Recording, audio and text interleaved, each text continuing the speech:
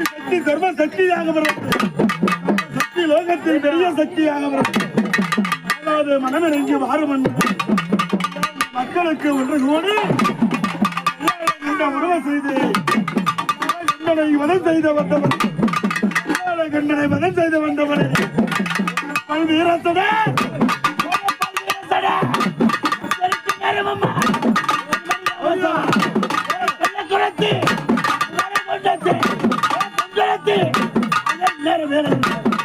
இரும்பா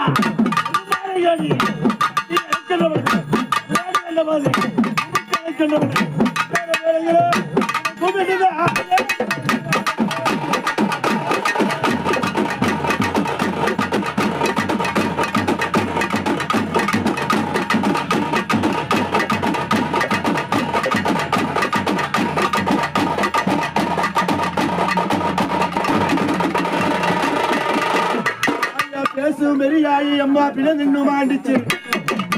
இல்லாத அங்கால பரமேஸ்வரி வேலையில மங்கு மனிதனே